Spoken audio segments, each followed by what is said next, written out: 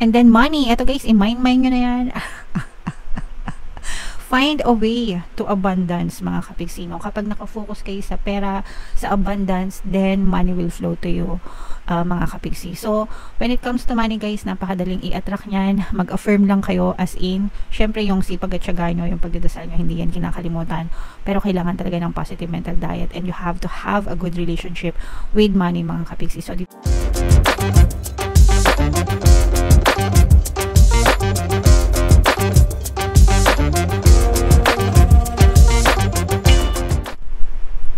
hello guys, hello Pisces, welcome back to Pinoy Pixie Tarot. Ang pamagat ng episode natin for tonight is messages from the universe para ngayong October to November para sa Pisces, Sun, Moon, Rising, Sign, and Venus. Kung ano na lang yung message na makaresonate sa inyo guys, take that message. So yung unang mensahe natin para sa inyo, we have memories, mga kapiksi, cherish memories of loved ones guys. So memories, mga kapiksino, ito lang yung matitira sa atin, or ito lang yung nare-retain sa atin, no? Sa buhay na to, we have to accept na nakikiraan lang tayo, and lahat may expiration. So it's either mauna yung mga mahal natin sa buhay, or mauna tayo sa kanila, mga kapiksi. Regardless, kahit ano pa, make sure na magtanim kayo palagi ng masasaya at magagandang memories with your loved ones, para meron tayong babalikan at babalikan anytime na gustuhin natin, kahit buhay pa sila or kahit wala na sila, or kahit buhay pa tayo or wala na tayo. Palaging meron tayong magagandang memories na babalik-balikan, mga kapiksi. Okay?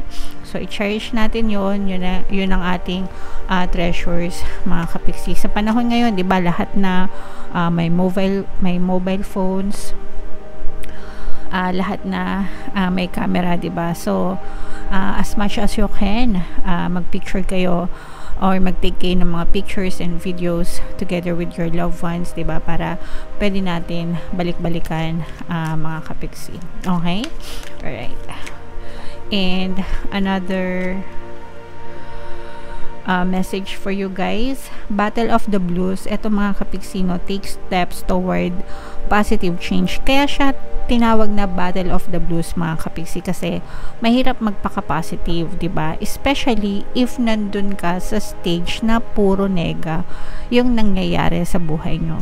Pero eto guys, no, mahirap magpaka-positive, pero mahirap din magpaka-nega, no?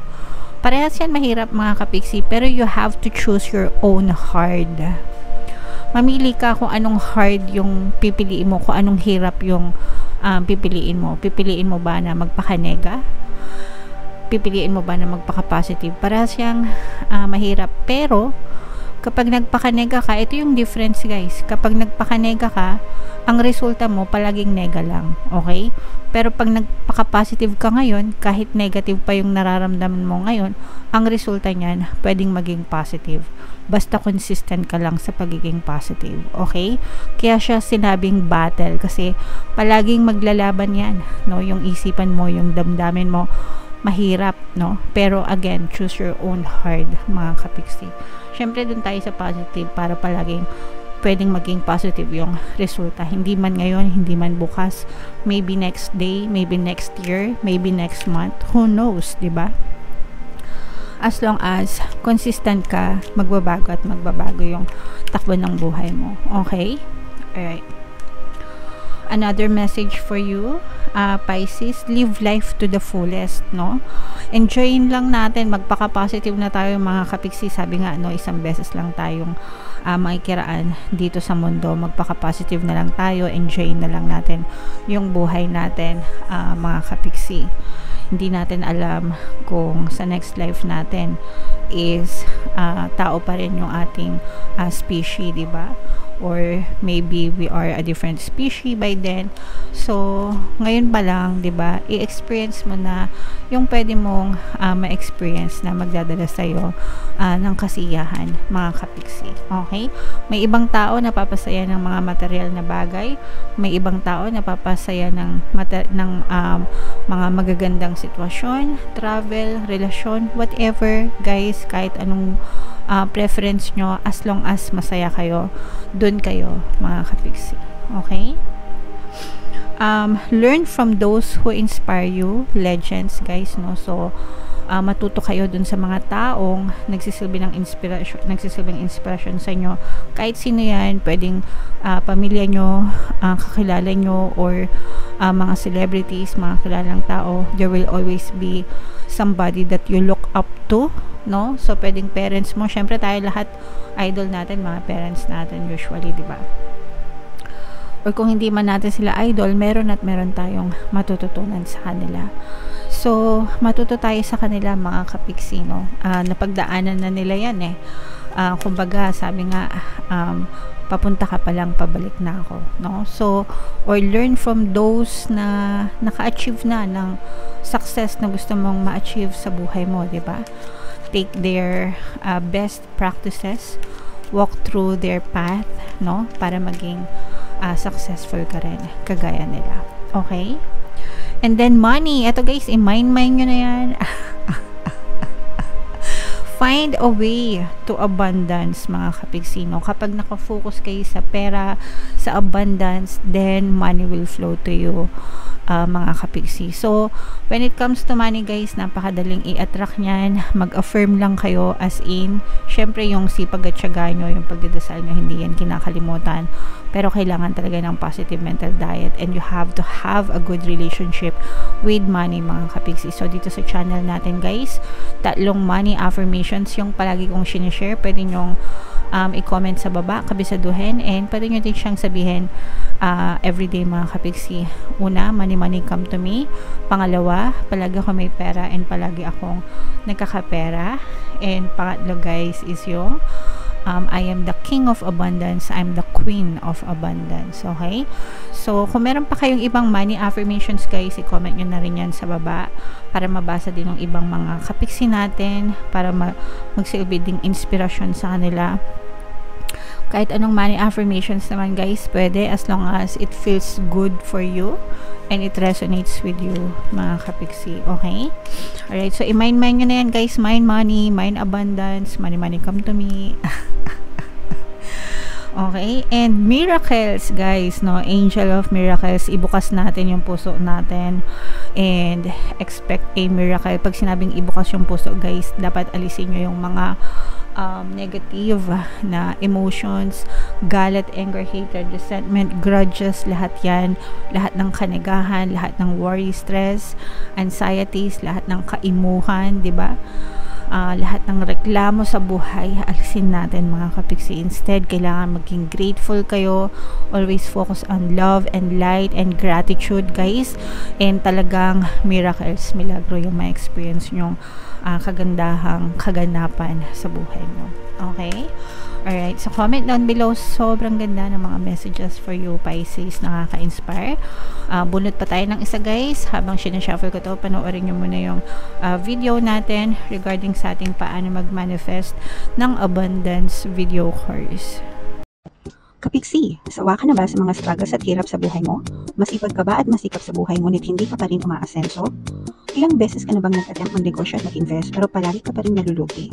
Sa pagkakataon na ito ay maaaring may subconscious beliefs ka na nagiging balakid sa iyong pag-unlad at pagyaman. Introducing, paano mag-manifest ng abundance video course. Dito ay matututunan mo ma-overcome ang mga balakid mo para tuluyan ka ng umunlad, umasenso, sumagana, maging matagumpay, successful at maswerte sa iyong kabuhayan, pera, trabaho, negosyo, salapi at kaperahan ng bonggang-bongga. Dali, mag-send na ng email sa pinoypixie@gmail.com at simulan na ang iyong pagyaman ngayon. Alright, so sa lahat ng gusto mag-avail ng course guys, mayroon tayong promo ngayong October. Magbibigay tayo ng free 3-in-1 pampaswerte sa Blue Whale, sa pampaswerte sa buhay, sa pera, at sa love life worth 1,500 yung freebie na yan. Kaya i-avail nyo na guys, sobrang ganda. And meron din tayong bagong course, paano mawala ang third party at magkaroon ng harmonious na relationship para mawala yung mga kabit na mga jowa nyo guys. 20% discount until October 31 mga kapiksi. So, ito yung additional message for you. You know what to do. Alam mo na ang gagawin mo. Mga kapiksi, sabi nga dito, choose your own heart, no? Huwag niyong pahirapan yung sarili nyo, guys. Huwag kayong masyadong maging emo, huwag kayong masyadong maging reklamador sa buhay, no? Pero ito, guys, alam nyo na yung gagawin nyo. Kailangan nyo lang buuin or samahan ng buong loob, 'di ba? Kailangan nyo lang panindigan, kailangan nyo lang kumilos, no? Kumilos. Ang pagkakaiba guys ng taong nakakaalam sa taong nagwawagi ay nasa pagkilos. So kung gusto nyong magwagi, maging successful, maging triumphant sa buhay nyo, victorious, 'di ba?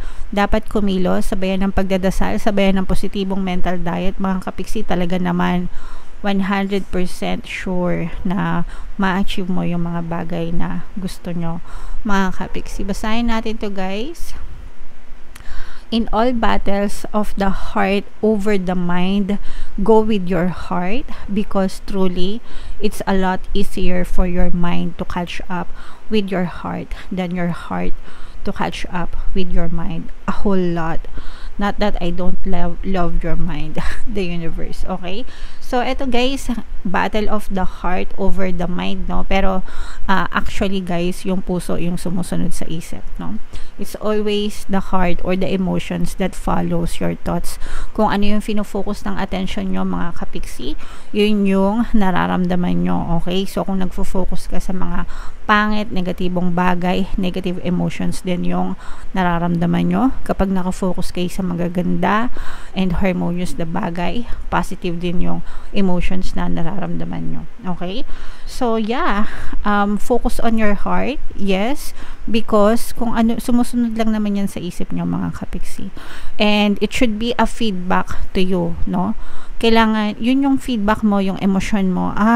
Bakit ko nararamdaman to? Okay? So, pag may nararamdaman kayo, palagi nyong tanongin sarili nyo, bakit ganito yung nararamdaman ko? Anong iniisip ko? Okay? And then, kapag nalaman nyo na kung ano yung iniisip nyo, bakit ko to iniisip? Makakatulong ba sa akin to o makakasama? Okay? Ganun lang. Pag tingin nyo makakasama sa nyo, by all means, stop thinking about it. Okay? Divert nyo yung attention nyo sa ibang bagay. Pero kung positive naman and maganda yung iniisip nyo, go lang, isip lang ng isip, mga kapiksi, take the momentum. Alright? Okay, so yeah, yan ang message for you. Pisces, comment down below if naka-resonate kayo. Ito guys, i-mind nyo na to, mind money, mind miracles, yan, so i-mind nyo yan sa comment section. Deserve nyo yan, mga kapiksi. Okay? And ito yung ating 2025 kapalaran. Panoorin nyo na guys. And ito naman yung ating success stories ng paano mag-manifest ng abundance video course. Click here to subscribe guys. And ito yung ating mga pampaswerte subliminals. Thank you for liking, sharing, and subscribing. See you again next time. I love you all guys. Have a nice day. Bye-bye.